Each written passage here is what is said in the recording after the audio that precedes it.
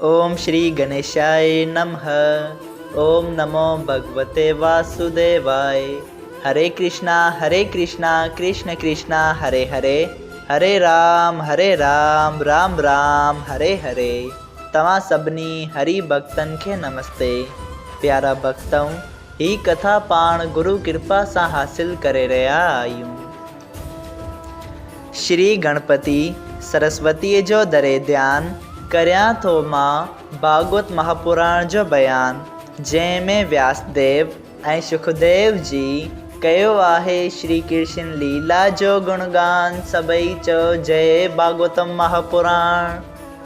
प्यारा भक्तों, कल कथा में पाण श्रीमद् भागवत महापुराण साहिब जे चौथे स्कंद जे 6 अध्याय में ॾिठो हो त सभई देवताऊं ब्रह्मा जी सां गॾिजी महादेव वटि वञनि था ऐं वञी उन्हनि खे मञाइनि था त महादेव उन्हनि सभिनी खे माफ़ करे छॾे ऐं दक्ष प्रजापति जेको मोह पियो आहे उन खे वापसि जीअरो करे त हू पंहिंजो यज्ञ संपूर्ण करे। सभई चओ जय श्री कृष्णा। उन खां पोइ जेको बि यज्ञ में शेष बचंदो उहो महादेव जी जो हिस्सो थींदो। अॼु पाण श्रीमद् भागवत महापुराण साहिब जे चौथे स्कंद जो 7वां अध्याय शुरू करे रहिया आहियूं, जंहिंजो नालो आहे दक्ष प्रजापति जे यज्ञ जी समाप्ति। श्री मैत्री रखेश्वर चयो त हे विदुर जी, जॾहिं कैलाश पर्वत तां महादेव जी ऐं ब्रह्मा जी सभिनी देवताउनि खे साण करे दक्ष प्रजापतिअ वटि विया ऐं जेके देवताऊं बेर बदर जे डप खां भॼी विया हुआ से बि उते आया। तॾहिं श्री शंकर भोलेनाथ जिन देवताउनि ऐं रखेश्वरनि जो बदन मारकुट करे घायल थियो हो, तिन खे पंहिंजी कृपा दृष्टिअ सां चङो भलो करे छॾियो।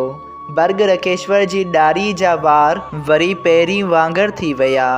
उन वक़्तु ब्रह्मा जी शिव जी खे चयो त हे महाराज, दक्ष प्रजापतिअ जी लाश जा पई आहे, तंहिंखे बि जीआरियो।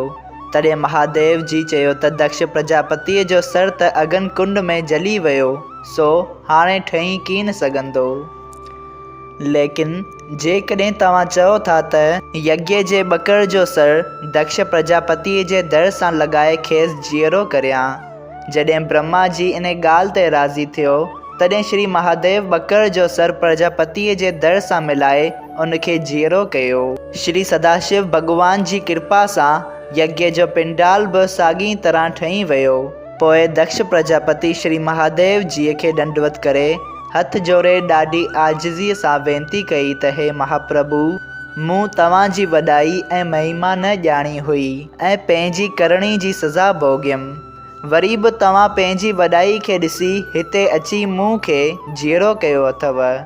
इहा सभु तव्हांजी प्रभुताई आहे जो मूं अज्ञानीअ जी ख़ता मुआफ़ कई अथव। सच आहे त जंहिंखे परमेश्वर वॾाई ॾिए थो सो नंढनि ऐं मूर्खनि जी ॻाल्हियुनि ते ध्यानु नथो ॾिए। पोइ जेके देवताऊं रखेश्वर गंधर्व किन्नर वग़ैरह स्त्री ऐं पुरुष जेके दक्ष वटि दामू खाइण आया हुआ से बि महादेव जीअ जी महिमा ॾिसी दक्ष वांगुरु हिन जी वॾाई करण लॻा। पोइ जॾहिं महादेव जीअ जी आज्ञा सां दक्ष प्रजापति वरी यज्ञ करणु शुरू कयो, तॾहिं ब्रह्मा जी, महादेव जी, विष्णु भॻवान सभिनी देवताउनि ऐं रखेश्वरनि समेत उन सभा में वेही वेद विधि मूजिबि दक्ष जो यज्ञ जो आरंभ कयो ऐं यज्ञ पूरे थियण ते यज्ञ अगन ॾिनो। उनखे ॾिसी दक्ष प्रजापति ऐं ॿिया जेके देवताऊं ऐं जेके नंढा ऐं वॾा वेठा हुआ से सभु उथी बीठा ऐं सभु उन पुरुष खे दंडवत करण लॻा। दक्ष प्रजापति हथ जोड़े यज्ञ भॻवान खे चयो त हे वेंकटनाथ, हिन यज्ञ जी शुरूआत वक़्तु मूं खां महादेव जीअ जो अपमान थियो हो, तंहिं करे हीउ यज्ञ मुंहिंजो बिगड़जी वियो हो। हाणे मुंहिंजो भाॻ जाॻियो आहे जो तव्हां मूंखे दर्शन ॾेई कृतार्थ कयो। तव्हांजी कृपा सां मुंहिंजो यज्ञ पूरो थियो। हाणे दया करे मूंखे अहिड़ो वरदान ॾियो जंहिं करे मुंहिंजी बुद्धि वरी न बिगड़े।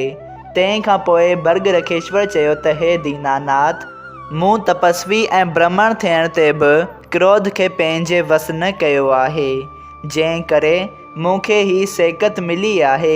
पर तव्हां दीन दयाल थी मूंखे अहिड़ो आशीर्वाद ॾियो जंहिं जे करे क्रोध जे वस न थियां, छाकाणि त जेसिताईं काम, क्रोध, लोभ ऐं मोह पंहिंजे वस में न आहिनि तेसिताईं तव्हांजी भक्ति नथी मिली सघे। अहिड़ी तरह ब्रह्मा जी, महादेव जी, इंद्र, गंधर्वन, लोकपालन, किन्नरनि ऐं ॿियनि सभिनी देवताउनि ऐं रखेश्वरनि जॾहिं यज्ञ भॻवान जी ॾाढी स्तुति कई, तॾहिं यज्ञ भॻवान दक्ष खे चयो त तो ॾाढो ख़राबु कमु कयो जो महादेव जी जो अपमान कयई।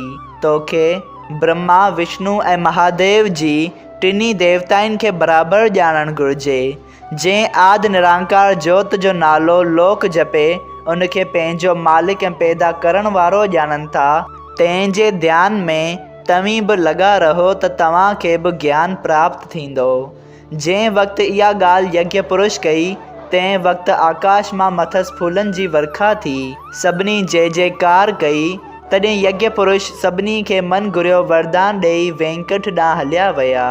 ब्रह्मा, ॿिया देवताऊं ऐं रकेश्वर पंहिंजनि पंहिंजनि आस्थाननि ते विया ऐं दक्ष प्रजापति उन ॾींहं खां शिवजीअ खे पंहिंजो ईश्वर ॼाणी संदसि शेवा करणु लॻो। इहा ॻाल्हि ॿुधाए मैत्री रखेश्वर चयो त हे विदुर जी, जेको आदमी ही अध्याचित लाइ चवंदो या ॿुधंदो सो सभिनी पापनि खां छुटी परम पद खे पहुचंदो। सभई चवो जय श्री कृष्णा। श्रीमद् भागवत महापुराण साहिब चौथों स्कंद 7वां अध्याय संपूर्ण थियो। अगरि तव्हां सभिनी हरि भक्तनि खे हिन कथा मां लाभ हासिल थियो हुजे त कृपया हिन कथा खे ॿियनि हरि भक्तनि सां शेयर कजो त उन्हनि जो बि भलो थिए ऐं तव्हांजो बि भलो थिए। सभई चयो जय सिया राम। राधे राधे।